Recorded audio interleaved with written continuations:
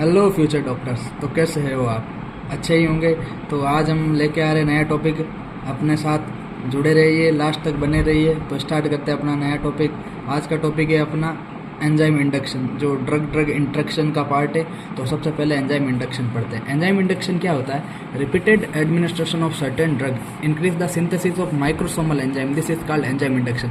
इसका मतलब ये है कि अगर एक ड्रग है, वो सेम ड्रग को अपन बार बार बॉडी में देते जाएंगे, तो उसके अंदर क्या होगा? ड्रग होगा, जो है क्या होगा? एंजाइम इंड्यूसर होगा। वो क्या करेगा? माइक्रोसोमल एंजाइम का सिंथेसिस करेगा।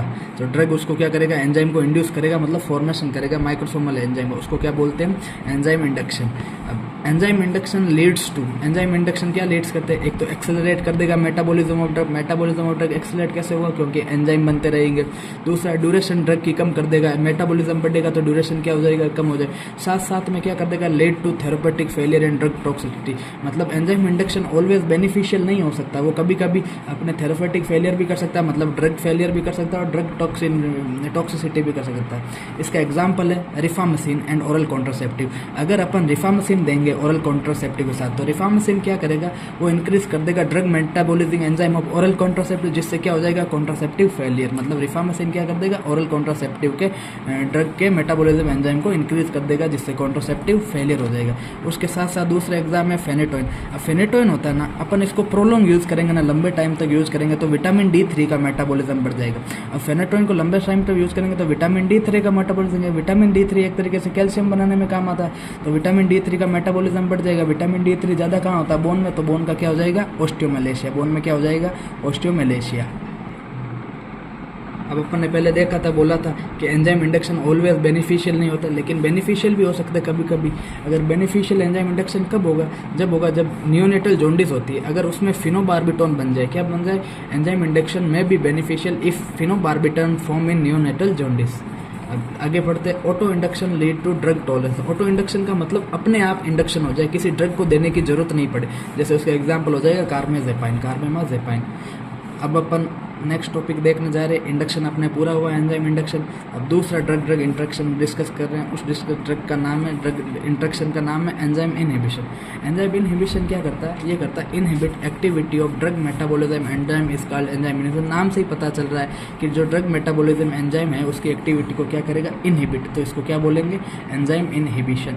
अब इनहिबिशन जब होगा, जब ही होगा जब बोथ ड्रग होंगे वो मेटाबोलाइज होंगे किससे? Same enzyme.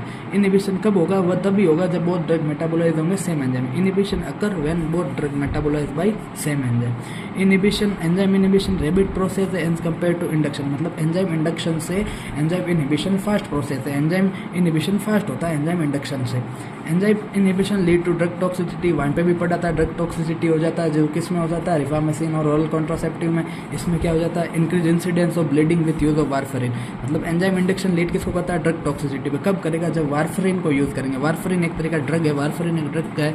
इनका सबका क्लासिफिकेशन अपन आगे पढ़ेंगे, अभी सिर्फ आप नाम याद रखो, वारफरिन, रिफामेसिन, ऐसे नाम याद रखो। तो वारफरिन को अपन यूज करेंगे तो क्या हो जाएगा? ब्लीडिंग बढ़ जाएगा। ब्लीडिंग बढ़ने का मतलब इसका क्लोटिंग टाइम क्या हो जाएगा? प्रोलॉन्ग्ड हो जाएगा। ब्लीडिंग बढ़ जाएगा तो इसका क्लोटिंग टाइम क्या हो जाएगा? प्रोलॉन्ग्ड हो जाएगा, क्लोटिंग ले जाएगा। उसके बाद एक टॉपिक है टीडीएम। ये इंपॉर्टेंट है एक तरीके से अपने फार्मेको क्लिनिकल के लिए, फार्मेकोलॉजिकल क्लिनिकल में इंपॉर्टेंट है। Therapeutic drug monitoring, TDM. इसका काम क्या होता है? ये मेजर करता है plasma concentration of drug. Drug की क्या मेजर करता है? Plasma concentration of drug is measured by TDM. Also done for patient complain. Patient complain करता है किसमें? सच एज ड्रग की पॉइजनिंग हो गई, रीनल फेलियर हो गया, ड्रग टॉक्सिसिटी हो गई, उसमें क्या हो जाएगा? टीडीएम यूज हो जाएगा। Also use for drug which have nano therapeutic index. Nano therapeutic index मतलब जिसका थेरेपेटिक इंडेक्स क्या हो? नैनो मतलब कम हो। जिसका थेरेपेटिक इंडेक्स कम हो उसके लिए क्या हो जाएगी? टीडीएम मेजर होगा, थेरेपेटिक ड्रग मेजर। एग्जाम्पल हो जाएगा लिथियम, डिजिऑक्सिन, फेनिटोइन। अब आपने देखा था कि टीडीएम किसके लिए यूज होता है?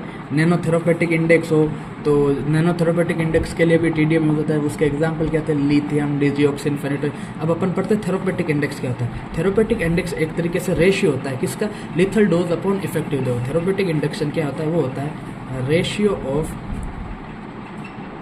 Lethal dose and effective dose का रेशियो होता है। ये फार्मेको क्लिनिकल इंपॉर्टेंट होता है, इसका फार्मेकोलॉजिकल क्लिनिकल। अब हमने अपनी आज पढ़ लिया, एंजाइम इंडक्शन पढ़ लिया, एंजाइम इनहिबिशन पढ़ लिया, थेराप्यूटिक ड्रग मॉनिटरिंग पढ़ लिया। तीनों यूनिवर्सिटी के लेवल से बहुत बढ़िया इंपॉर्टेंट है, उसके साथ साथ नीट पीजी के लिए इंपॉर्टेंट है। आपको वीडियो पसंद आया तो लाइक शेयर कमेंट सब्सक्राइब करें और हमारे साथ बने रहे। आगे वीडियो आता रहेगा, नए नए वीडियो आते रहेंगे।